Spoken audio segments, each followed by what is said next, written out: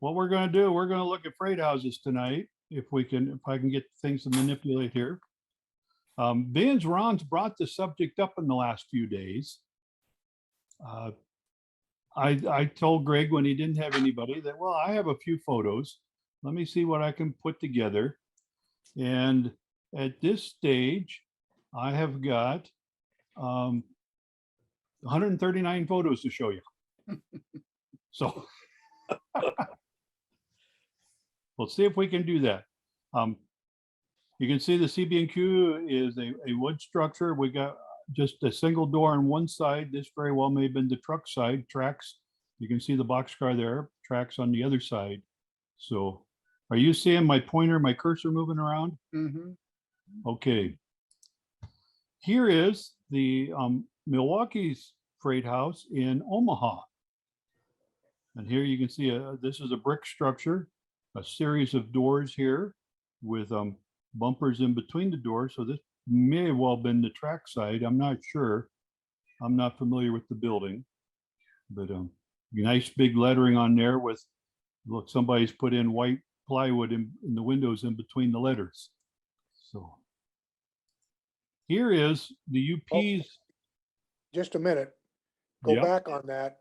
You said that was a Milwaukee deep one. That's an Omaha, Oh, you're right, it is in Omaha. and it happens to be up in Minneapolis. Yep. Or St. Yes. Paul. Well, when I found the photo, it said Omaha on it. So That's Omaha Road, excuse me.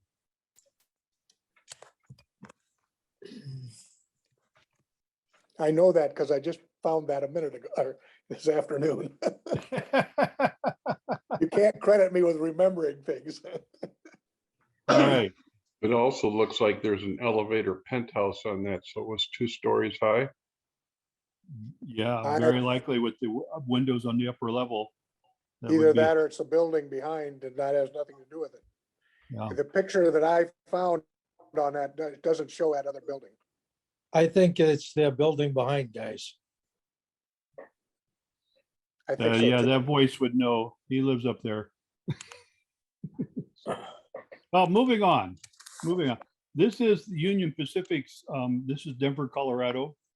It was titled Union Pacific Docks and Freight House.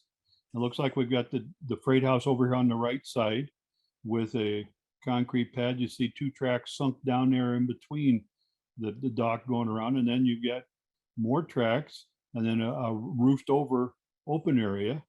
Interesting, looks like we got a couple of empty car trailer or car hauler semis on flat cars here. So, but this would be a very large freight house terminal with multiple tracks. You have 2 tracks together. There'd be a very possible bridge plates between the cars, but the way they got this set up looks like they got a track has got a dock next to each track, so they could unload and load freight. It would go into the building for transfer to trucks or for storage temporarily until the owner could claim it. So here is the Rock Islands Freight House in Little Rock, Arkansas. This is 1962, and you can see it's a large 2-story building.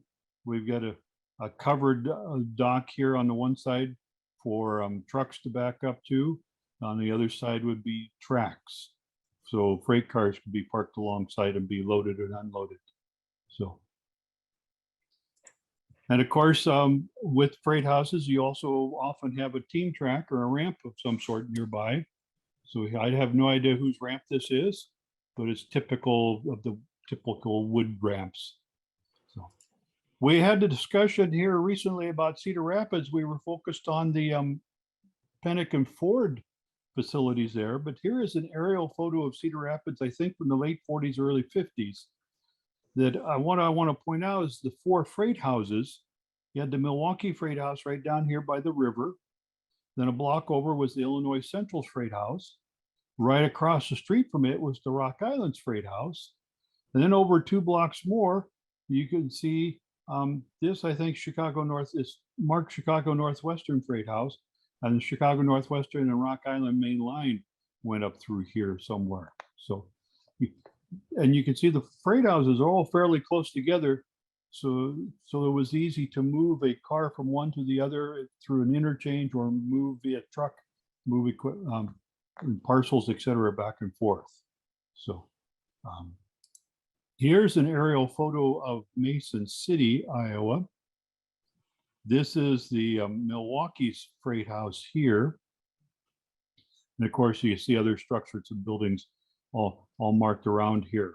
So here's another view of Mason City, a different angle. Again, the Milwaukee Freight House, but then down over here in the corner is the Chicago Northwestern Freight House. Way up at the top of the photo, you can see a depot. That's the Milwaukee Depot, in the main yard, turntable and roundhouse were back over in here. And out of the picture, way off to the left of the Minneapolis and St. Louis. But notice how the freight houses are down here close to the downtown area, even somewhat removed from the yards. So here is the Chicago and Great Western Freight House in Chicago. Got it, looks like an open building somewhat here, and then the freight house and depot and the river. Those of you who know Chicago can tell us what all this is. So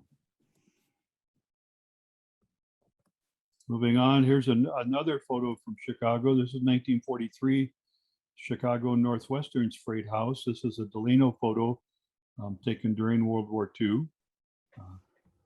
What's really, you know, it's an early color photo and all the red transfer trucks. Here's another same time, same photographer, a close-up showing the cartage and the different brand companies, and yet all similar red trucks. So here is yet another Jack Delano photo of inside where they're transferring freight in and out of a Chicago Northwestern boxcar. And you can see they're using the standard what we would call warehouse cart, pushing that stuff around. Here is a joint freight house down North St. Louis. This is Rock Island, CE&I, and the Frisco. You know, it's multiple tracks in between two sides of the building. You got the outside here where the wagons and trucks can come up and load and unload. Inside you have multiple tracks, and these cars probably have bridge plates drop between the doors, and so they would be blue flagged. You could only move the car when the blue flag had been removed, and so they probably worked this on a shift rotation, shove a string of cars in, let them sit there for so long, and then pull them out when they were told to. But this is a rather large complex. You got a 2-story over here with storage or maybe even offices up on this upper level. So here's another shot of that building. Or no, this is the St. Louis and Southwestern Freight House in North St. Louis. So, and again, the truck bays on one side, but this multi-story storage building. Here we see a Chicago Northwestern freight shed, or not Chicago Northwestern, New York Central. I get my mind's all clouded from the drywall dust and leaves. I do not know the location of this photo. I just know we got a New York Central switcher here shoving some cars in down along the low roof. That would be a typical of a freight shed. So, and this photo is it's a New York and New Haven was titled a freight terminal. Looks like early or mid 30s. We got some horses here. We got some early 30s, even to old Bulldog Mac. Freight terminals were often where freight was transferred from rail car to truck and vice versa. And this has got to be somewhere out east. I have no idea where, but gives you an idea how busy they can be. And notice all the open trucks. They would be loading freight for local deliveries, probably. Here is St. Paul, Minnesota, the Chicago Great Western Freight House. This is the front of the building. You can see the trucks backed up here from the street. And then here is the track side of the same building. So with, can't hardly see the tracks, but the doors where they would line up cars. I hope you're all studying the architectural features of all these structures because there'll be questions. No. Here's Kansas City, Missouri, the Gulf Mobile and Ohio freight house off a yard. You see we got 3 tracks here with, notice how the box cars are all, they've been uncoupled. They're all lined up. So the doors are all lined up with the entry into the freight house. And there will be a steel bridge plate crossing between those doors so that freight can be moved in and out of those cars. So. This photo is of a Lackawanna depot or freight house. We've got a dock here with a bunch of stuff stacked on it. And then over on the other side of the tracks, there's a more of an open dock with some things. I do have close-ups here. The close-up, what we see is we got a bunch of baby chicks sitting here being loaded into a passenger, probably baggage car for delivery. So you can just hear them cheeping away, can't you? And then here's the dock on the other side. We got cream cans, milk cans. And again, a baggage car. So the Lackawanna was doing a lot of agricultural shipments on from their freight docks. So here's a photo in Ohio of the Wheeling and Lake Erie. This is taken in 1925. Looks like we got some cream cans and barrels, and we got a dock worker here with his hand cart. So very, and you know, very simple wood structure with a hip roof and loading dock around so trucks could back up in here for loading and unloading. We'll get a little bit closer to home. This is Fort Dodge. This is the Chicago Great Western Freight House in Fort Dodge. You'll notice it's a long brick 2-story building. Look at the nice archways, the brickwork on the archways there. This is trackside here. Here's a closer shot of the office and head house complex at the end of the freight house. This is, again, the freight house. You can see the doors there. Notice how they're numbered so that they could spot cars at a particular spot. And then here's a photo of it when it's actually got a train running there. So we got a motor number 53 and RS2 moving some box cars in, brakeman standing there on the ground. So this is Boone, Iowa. This is the northwestern yard showing the offices and the freight house, which I believe is that building over there. So this is northwestern Ida Grove. We've got a depot here with a steep pitched roof and then a passenger overhang. But then there's the freight house across the tracks with the dock for pulling, leaving a box car there or a flat car for you know, you could unload stuff. And then the local people could pull up on the other side on the roadside with their wagons, trucks, and pick up whatever had been delivered there. Even the interurbans ran, they had freight and freight houses. This is Fort Dodge, Des Moines and Southern Freight Station. This is also in Boone. Here's a much smaller one. This is Pella, Iowa on the Rock Island, a nice little wood structure. I love how the windows have been boarded over and either the photographer is standing crooked or the building's got a little bit of lean to it. But you can see it's not a very big building, but it's there. Here is the Rock Islands Freight House in Grinnell, Iowa. This is a very early photo. I love the tower up on the roof. And this is the highway going through Grinnell. If you're familiar with Grinnell at all, this was the main highway. And this freight house was just on the east edge of the highway. The depot is a couple blocks down street toward further east. But we've got a wood loading dock here. We got several doors. It looks like we got a bay window here. So this has the look of an old depot to it. So, and then we got a Rock Island delivery truck behind here and the stairway going up. This would certainly make an interesting model with the board and batten siding and the stairway.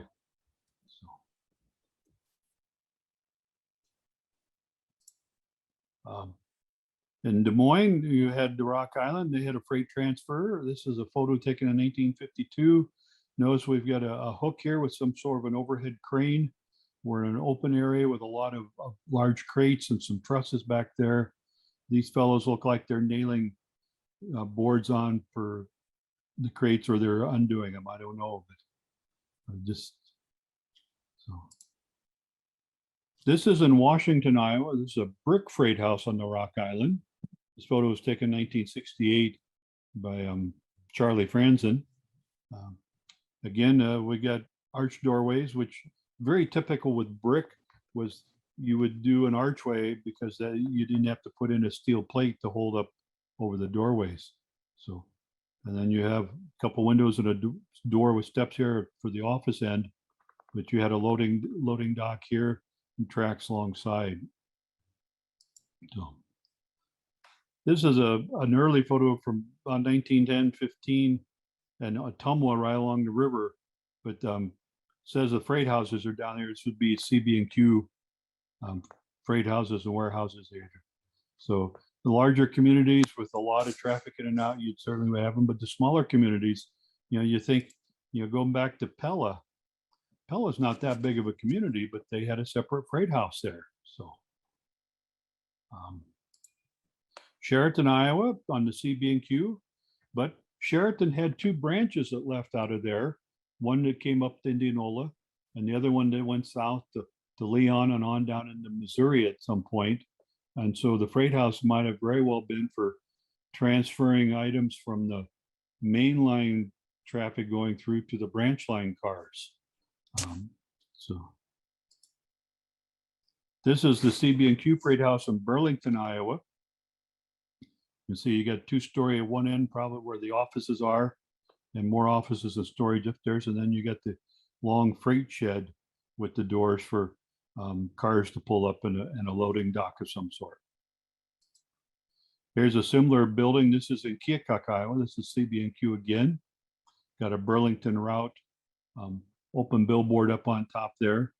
We got a horse and wagon backed up to the street side. Track side would be on the other side of the building. This is an interesting situation. This is Rockwell City, Iowa on the Milwaukee. And I got Milwaukee labeled wrong. I do that once. I'm not a Milwaukee person, so I do that once in a while. But this small building over here on the left side of the photo was the freight house building. And when I lived in Rockwell City, this building was still standing, and a few months later was gone. And I learned that it had been moved out to a local farm, and the lady was going to use it for an antique store. At that point, the depot was owned by a historical group of some sort, and they were in the process of keeping it up and keeping it restored. And they agreed to this move of the freight house with the understanding when the lady stopped using it, it would be moved back into Rockwell City, which I think it has been. I think it's back there now. But you can give an idea. You had the station track run behind the depot and down to the freight house where you got a loading dock, got some barrels there. And then you get a very nice depot. This depot still stands in Rockwell City, and they've done a nice job of preserving it. Rockwell City was served by 3 different railroads: the Illinois Central, the Milwaukee, and then the Fort Dodge, Des Moines, and Southern had a branch that terminated in Rockwell City. So this one's Omaha, Nebraska, I believe. Chicago and Great Western Freight House. You had a number of railroads in Omaha. So this is a brick building, single story. Got the street side here with the wagons and early vehicles, and you got rail side on the opposite side of the building. That way the workers inside could move things back and forth across the platform and the floor of the building to waiting cars or waiting trucks. So here's the Des Moines and Central Iowa building in Des Moines, Iowa, freight house. You can see we got track side here. We got a little bit of a dock. We got a shed overhead to protect us from weather on both sides. So, and Des Moines and Central Iowa was a small, more of a terminal railroad urban line in Des Moines proper. So they handled a lot of freight in between different railroads there. So this is the Chicago Northwestern Freight House in Des Moines. And you can see it's a much larger building, 2-story. You got all the the loading docks here with the doors, with tracks coming up alongside. Looks like we got a bunch of barrels stacked there on the dock, waiting to be transferred to a car. So Doug, got a Yeah. question. Go Yeah. back one slide. this one, Yeah, notice the overhangs are tilted toward the building so that you don't get water running down the side of the car. yes, actually that you'll neat? see that on a lot of the freight houses. Yeah, Yes. cool. Yep. And then you've got a gutter and downspout. Yep, yep. So, yeah, and I think this was so that the water would not be dripping off the roof and getting the contents wet. You know, Yeah. if you're unloading sacks of flour, you don't want water dripping on it. Nope. So, yeah, so good catch. I noticed that, but I hadn't said anything. I'm not an expert on this stuff. I just found photos and I like to talk. So, well, now let's get a little bit closer to the railroad I like to follow, Minneapolis and St. Louis. Here is, it says Minneapolis and St. Louis Freight Office upstairs, and the photo is labeled the M&L Freight House Crew, and we'll notice Pat is highlighted right here. So, but that's quite a crew. That's a lot of people to work in a building. So it's very possible this was in Minneapolis, but it's not the Minneapolis Freight House. So I'm not sure where that. This was the Minneapolis Freight House for the M&L. This is from an evaluation done in 1934. This is a big 2-story brick building. So I'm not sure where that crew was working at. So here is the M&L Freight House in Fort Dodge, Iowa, also taken in 1934 from the same valuation. And yes, this is a street that's on a slope, and the building is dug down into the ground there. And if I remember right, this building still stands there in Fort Dodge. So this is the freight house, M&L Freight House in Des Moines, Iowa. This was over on the east side. And this is the street view. This building, I don't know if it still stands or not. I can't recall. So, in contrast, here's the freight house at Albert Lee. This sat between tracks in the yard, whereas you can just see the edge of an RS1. I cropped this photo pretty good to get a view of the freight station. The depot itself at Albert Lee was over on the left side as we're looking south. But notice we got an M&L trailer backed up to the dock, and then you've got a flatbed semi here with curved arches. There was a truss company adjacent to the M&L yard in Albert Lee that made trusses. So this very likely is a load of trusses that may be getting transferred to a flat car or gone. So this is down at the south end of the M&L. This is Albee, Iowa. They had a joint depot with the Wabash, and then they had this separate brick freight house building. This building still stands. It's now owned by the local school district, and they use it as storage, but it's out in the open. You can go down there and wander around, take pictures and measurements however you want. So M&L had other joint freight houses. This is one out in Watertown, South Dakota. It's a Rock Island and M&L depot. Photos from 1934. Sure has the look of a Rock Island depot, the BCR and N vintage or variety. So, but it was a joint freight house with them, M&L, because I think they built a separate joint depot in town. So, and then the M&L used other structures. This is in Oskaloosa, Iowa, again, 1934. I think this is the former CB&Q depot in Oskaloosa, which was about a block or two east of the M&L depot. The M&L acquired the CB&Q line coming into Oskaloosa in 1934. And so they probably turned the depot into a freight house and had it lettered as such. So here is the freight house up in Waseca, Minnesota. 1980s, look like it's been repurposed by a local electrical service company. We got a lot of transformers there, but it's still in that green that the MSTL was so famous for. So here in turn is the MSTL Freight House in Monmouth, Illinois. Typical board and batten arch windows, a wide brace, large braces on a steep roof overhang. So, and here the water is going to run onto the boxcar and then drip off onto whatever you're unloading. So,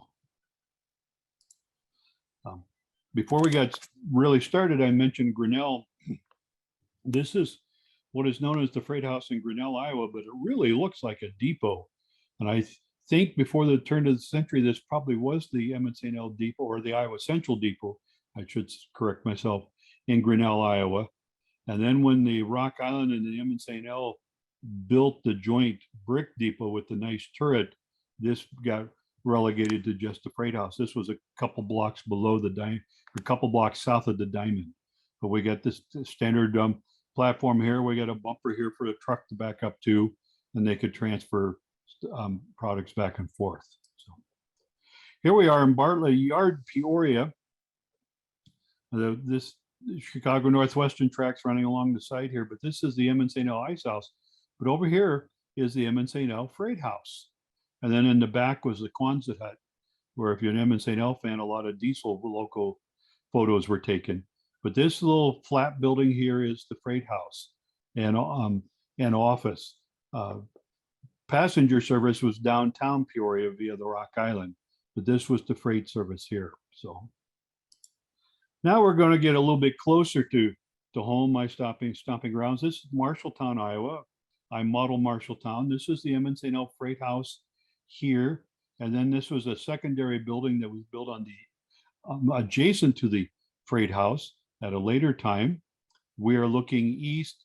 We got the Northwestern main line coming in here. We got these boxcars are sitting on we got the Great Western coming in. That's the tracks we're staring at right here.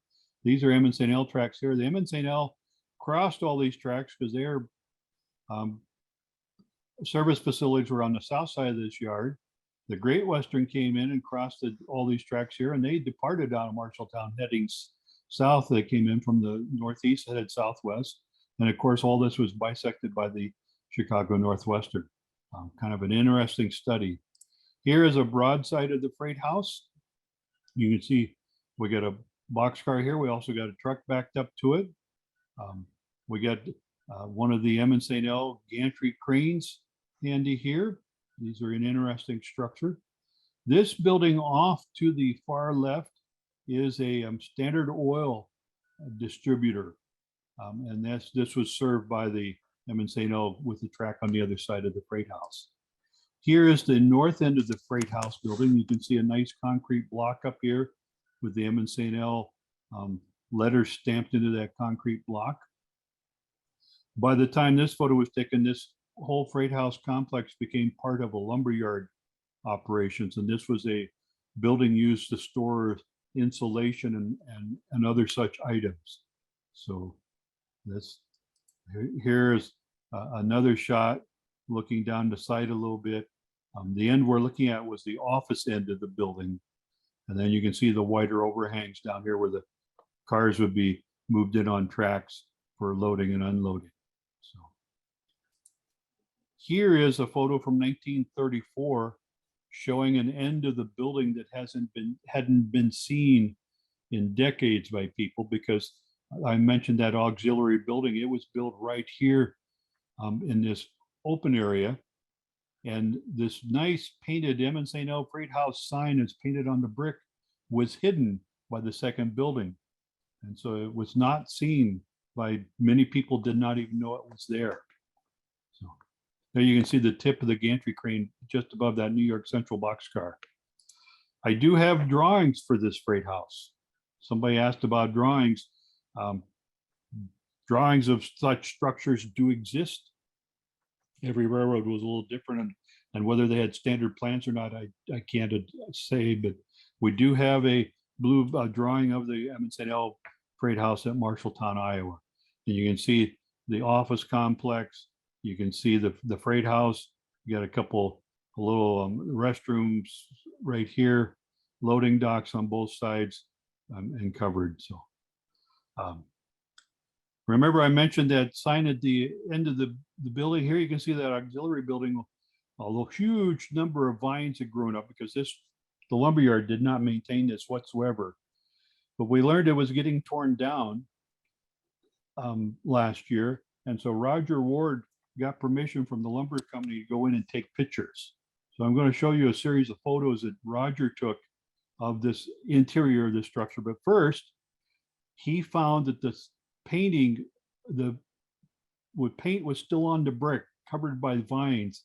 You can just make out the word freight, and you can see the MSTL, and then here's the other part of the sign. So the MSTL Freight House was still painted on the end of this brick building, even though it hadn't been seen in decades. That was kind of exciting. So here we can see some of the overhead. Notice how they've taken plywood and boxed in the truss ends or the supports. I suspect that was to keep the birds from nesting there. This is an interior shot. You can see the ceiling's already starting to collapse. This building had needed a roof 20 years earlier and they had not done anything. And you can see windows are busted open. Here's, you can see the freight end of you can see it's just open trusses there. It looks like it's got wire mesh that's been stapled up again, probably to keep the birds from getting down into the materials that were stored there. But you can, at the far end, you can just make out the rooms. Here's here's a shot of one of the doors. The west side of the building had the overhang had been enclosed in with corrugated sheets, and you can see the bags of insulation that were laying there. The doors on the freight house end were standard barn style door that slid on an overhead railing, and then they had clear story glass above that to let light in. So here is you can see the rafter supports, and you can see the green paint. So and here's this is the west side where it's enclosed a little bit. Here's the east side where it's opened, and you can see where that overhang has been extended at some point. And you can still see the green paint. You can just see a little bit of the wire mesh that's been put up there to keep the birds from nesting on this side. And down here in the corner, I can just make out that Standard Oil building that I was mentioned earlier. But it's interesting how this overhang has been extended in some fashion, probably for storage by the lumberyard. And here's looking the opposite direction on that side. But, we were so hoping that we could maybe salvage one or two of these support beams when this was getting torn down, but it was Corbels. not. Huh? Corbels. Corbels, yes. But it wasn't feasible. We couldn't get in there. Here is an interior shot. You can see the brick pillars, brick walls, the wire mesh overhead. Here's a little bit closer up. This is more in the office area where we got the beadboard ceiling. You can see the outlines of some of the bead. This is the door that you came in, and this was the public area where people came in to stand at the counter to say, I want to ship something, I'm here to pick up something. And so, but nice wood beams and stuff. Would have loved to have gotten in there and tried to salvage some things. They wouldn't let us get in, and they were already starting to tear it apart. So here's another shot. You can see where they've removed the walls dividing all the offices, so that this had been several different offices in here had all been torn out, probably by the lumber company. But it would have been probably was a magnificent building inside at one time. You know, it just. Here's a close-up of that office entry area. You can see the concrete. The salvage company or the demo company did try to salvage this concrete block. They were very careful about it, but it broke in half as they were taking it down. Turns out it was not a big block. It was only about a 4-inch thick piece of concrete, about like a sidewalk that the letters had been stamped into. And as they were trying to get it down, it broke. So it went to the landfill like everything else. But here you get a really good look of that green color that the MSTL painted everything. So There's, again, windows boarded up. Roger was able to salvage a couple of pieces of this green trim wood.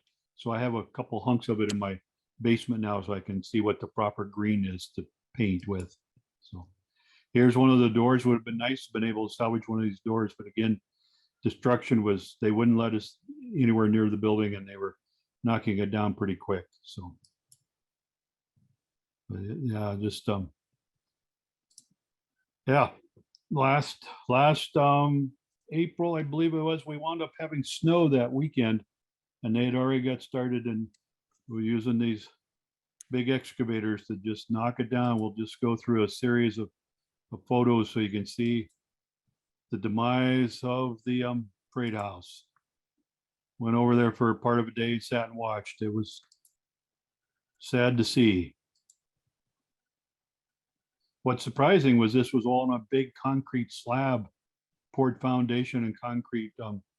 And there was a partial basement under the office area for the furnace and things. So, but here you can see, get an idea of how the type of truss structure that was holding up the roof, and the wall was a multi-thick layer of brick. And yeah, they just used this excavator bucket. They just went in and started smashing stuff, knocking it down, and then he just kept hitting the pile and smashing all the lumber up into smaller and smaller pieces. You can see the remains of one of those corbel supports bolted to the wall. And here he is. Just then they were loading all the rubble up in the dump trucks, hauling it away. So.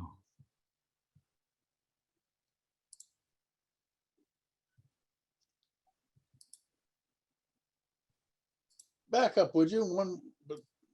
Couple shots. Oh, okay. I was wondering what this stuff, maybe what these things were laying down here in the yard, but I thought maybe it was rail, but it's not, just something.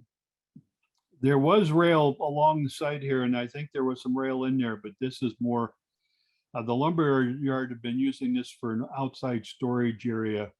They had, we'll get a couple shots here a little bit more that I think will, either that or I weeded them out. But they had, yeah, here you got shingles, framing material, siding and stuff was all stacked up along here, along the fence where we were on a public street watching this. And there was a fence, and they, so, but you can, but it, you know, this is the office end that's starting to come down.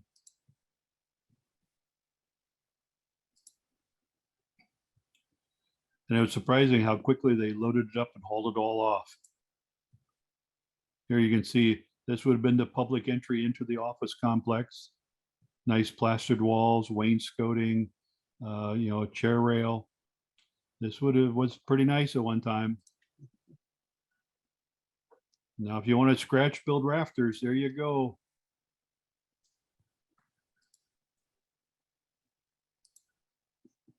Here you can get an idea of what this was the last little section that was left standing. And you can see all the type of stuff the lumberyard was just storing in here. So if there were rails, it was long buried and stuff. So here's a close-up of the last two freight doors. Then they knocked those down. Then we had the concrete slab left.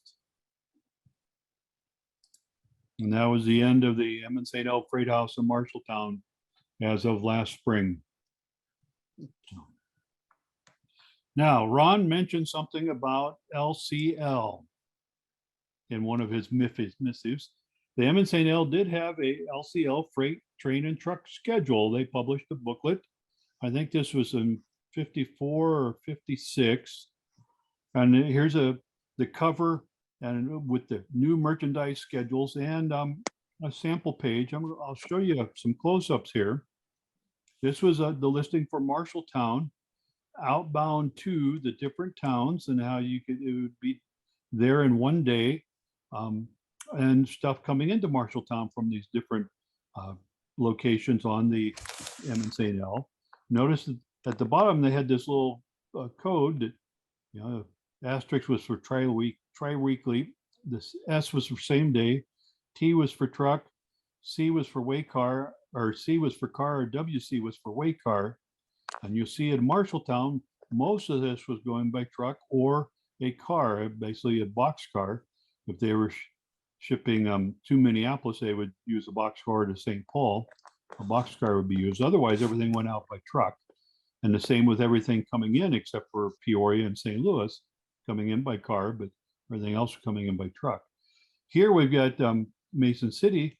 Well, notice the branch line Hampton to Belmont, they're using the way car or the caboose for handling LCL. And they did have some side door cabooses. One was assigned to that branch line.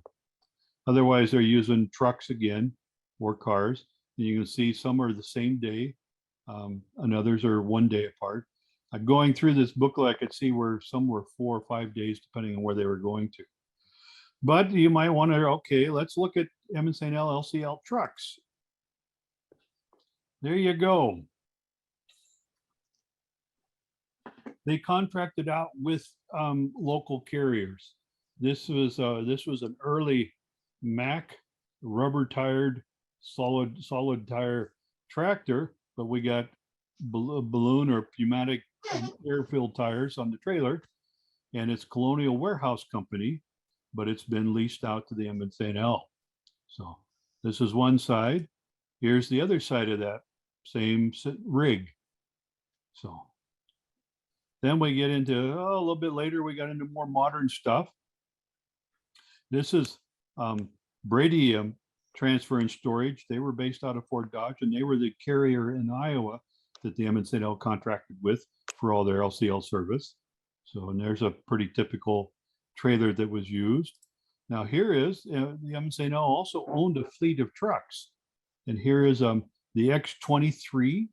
This was a delivery truck for LCL shipments from depots out to various communities and probably even homes. So in Minnesota, they used the Spalacy Motor Cargo Company. And this is a Diamond Rio tractor with a trailer all lettered up for the M&L. So, and then in later years, this was a Spalacy trailer in the bright red and white scheme. So this would be post 1956. Again, LCL merchandise. So now other railroads, there were a lot of ways of handling it. This is a demountable motor truck body in Cincinnati, Ohio. It's just we got a very early 1920s chain drive, but notice the overhead crane winch lifting this box. Here's another photo inside the transfer building. So that, and you can see the guys with the carts loading up these boxes that then would be taken out by the crane and loaded onto the truck for delivery.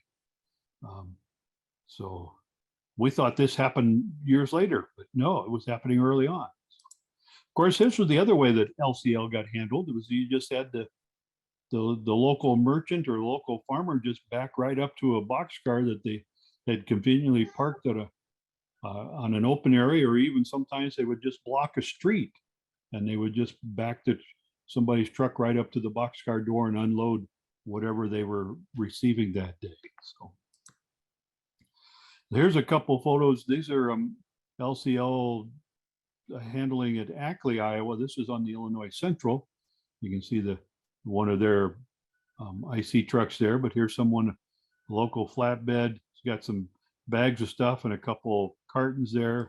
Here's another shot of it being, looks, maybe it's appliances or something that are being transferred out of the freight house end of the depot. This depot building still stands in Ackley. It's now used by the Historical Society. It was housed city offices for a while. And this elevator still stands back here, but it's pretty decrepit. So here is the Santa Fe. This is in Kansas, maybe on the Kansas side of the Kansas City area in 1940. But you can see all the carts loaded up with packages of LCL as they and the open covered building here. So, and then here they are, same area where the boxes are getting stacked inside the car. We got drums, barrels, boxes labeled and where they're going and stuff. So Now, of course, we did have also early containers in GONS. We've seen the Athearn model of things like this, et cetera. These were LCL containers, very typical with the railroads out east. This is a Baltimore and Ohio GON. New York Central had stuff like this, Pennsy, and some of the other railroads out east, but they're using a crane and a flatbed truck. They're lifting the container out of the GON and putting it onto the truck. Here's a photo of a Pennsy GON with a bunch of LCL containers. These look like they got top hatches, so these might be containers for something like cement or sand or whatever, but that's how it happened. Now, this morning, someone posted he built a model. This is the Mopac Freight Depot in Leavenworth, Kansas. And notice the arched windows, and notice we got a door here. They had tracks that went inside the building, so they loaded and unloaded inside the building. And we got a 2-story here at one end for the offices and stuff, and a large warehouse. And this was Tim's model. I don't know who Tim is, but it came through on an email this morning. He based it on that photo, and he certainly had to truncate it, narrow it, and truncate it in length. But he's got the tracks going through the arched doorway. So nice tribute. So As Chuck Schwartz did it. I thought it was Tim. Oh, you're right. You're right. Tim Coy. Okay. You're right. Right. You're right. Okay. And then here's Clark's model of the freight house up of Mason City. I could not find a photo of the MNCL freight house in Mason City. I'm sure I've got one somewhere, but here's Clark's rendition of that. So now I also came across the government in its wisdom does all these studies. This is the IC Freight House in Dubuque, Iowa, and they've got a series of photos that they have published on their website. This is after the Central whatever took it over, the IC, but you can see it's a nice big 2-story at one end, long freight house with doors on the other end, truck sides and rail sides, and then they had what I found interesting, this little tin covered, they had this open platform and someone put a little tin roof over part of it so you don't get wet when you're loading your truck. Windows have all been boarded up. But if you wanted to model one of these, this series of photographs would be, this is a 2-story brick, standard DPM building sections would certainly like to do this. What was nice though was they had photos of the interior. This is the upstairs interior, and it's a big open room. No doubt, might have been used for storage of more valuable LCL type stuff. No doubt there was probably, it looks like a small office here. Not sure what the mattress is doing in there. May have been homeless had taken it over, but here's another shot of that open room. There's no walls dividing this. So now here's the freight house end of it. This is that long lower. You got the overhead beams. Looks like some tire dealer is using it for storage. You got an overhead door has been installed instead of the sliding doors. But it gives us as a view of what happens, what these structures look like inside. And that's the last photo I have. We've done this in about 45 minutes plus, Greg. So you can get to class. Well done, well done. Very good. Yep. Well, I like to collect photos, and yesterday I started putting this together after I talked to Greg, and I found a few more. And then like the IC stuff in Dubuque, I found that this morning. I said, oh, we got to include that. That's just good stuff. Yeah, it's interesting to see, like you said, the inside and some of the different configurations. I noticed those roof lines seem like they're backwards, but you could also see on that photo there were some pretty hefty pipes taking that water off the roof. Yeah. And depositing it somewhere. Couldn't really tell where, but. Well, the railroad did not want to get a bill for damaged goods. So Right. Yeah. Yeah. See, we got some stuff in the chat. Oh, Omaha do, yeah. Yeah. Just want to make sure there are no questions. So, Well, I was gonna say though, you had a lot of freight houses that were combined with the stations too. Here yeah, in Minnesota, we had a lot of, I photographed quite a few of them that were combined station and freight house, where they might have only one door or two doors because you had the Sears, Roebuck and the various other catalog companies were really big into the LCO business for various towns. and small towns didn't have big shippers. It was stuff coming in, like you said, the Sears and Montgomery Wards and whatever, and the local Yep. ag people getting things, but you didn't have a large manufacturing plant. I think the bigger freight houses, like I showed you photos of, was where you had several railroads or large manufacturing where they were bringing it to that building to ship out or getting supplies coming in.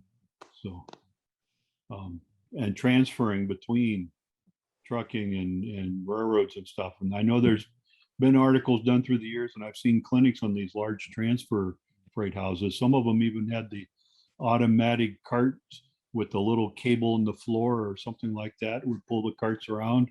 So.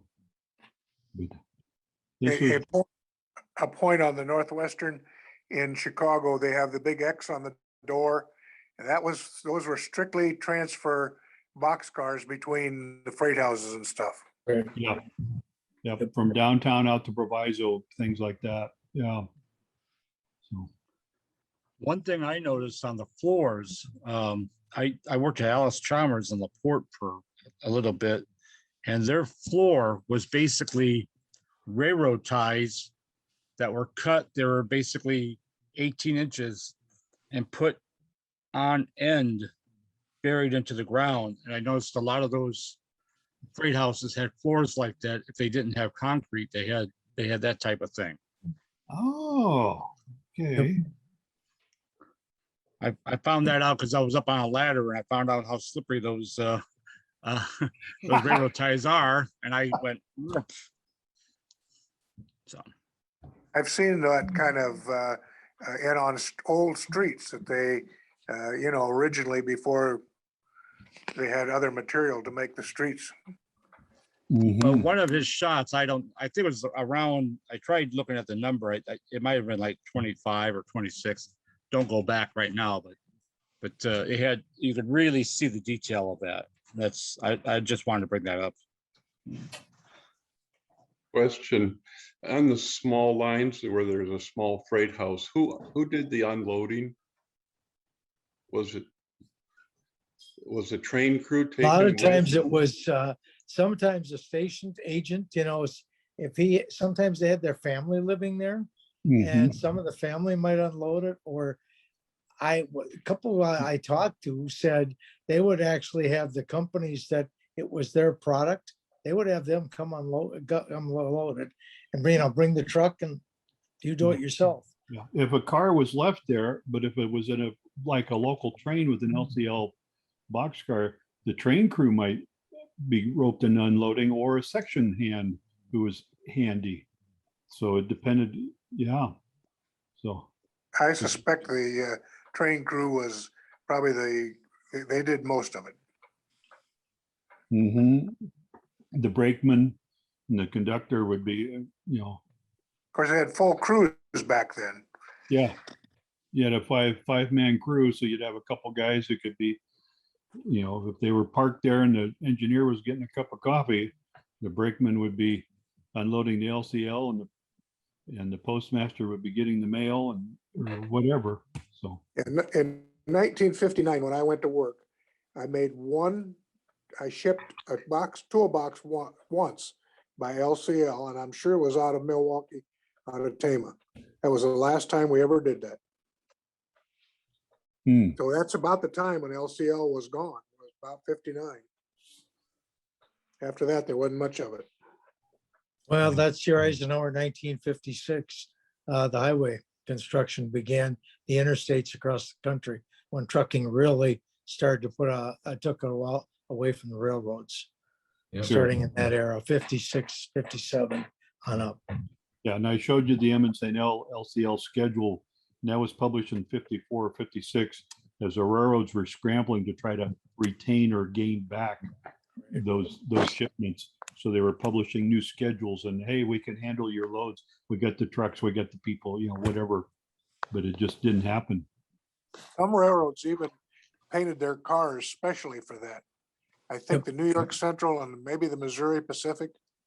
I often wondered if the M&L, that was kind of the beginning of their big green, but you know, Gene Green says no. Says that had No. nothing to do with it. Yeah, that schedule I showed you, the back page, the back cover is an advertisement for their new green boxcars. But nowhere does it say anything about them being used for LCL service. It was just to let all the customers know they had new boxcars and they could service their needs. So. I Well, guess very that's good. one thing. Oh, I- sorry, I go ahead, need- Ron. Yeah. Go ahead, Ron. Oh, I was just gonna say, maybe that's, I need to try to find the pictures of the special freight cars. I'll get that done in the next couple of days. Yeah, because, yeah, the New York Central Pace Setter, the Pennsy had them, the Baltimore and Ohio had them. I think CNO had some, you know, a lot of the Eastern railroads especially. Yeah, but a lot of railroads also just painted a door orange, market merchandise service. Yep. Or they had a couple orange stripes on a boxcar door for that particular type of traffic, the LCL work. Mhm. Could you go back to a picture? I could try, yeah. Okay, it's a double-story brick building. About halfway through your presentation. Are you seeing the presentation now? Yep. Yeah, I am. Thank you. Keep going down past the deconstruction. Oh, you went too far. There you go. I'm watching that little block, that little white rectangle go up. So keep going a little bit further.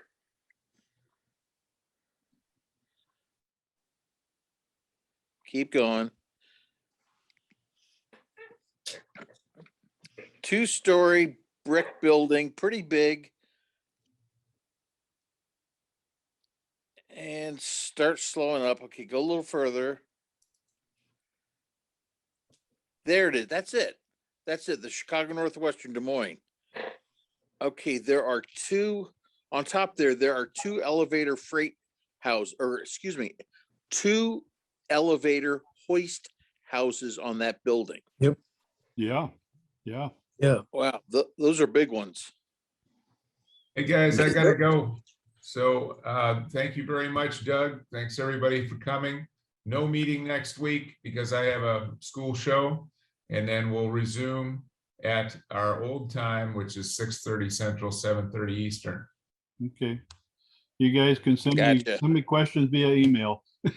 Bye now.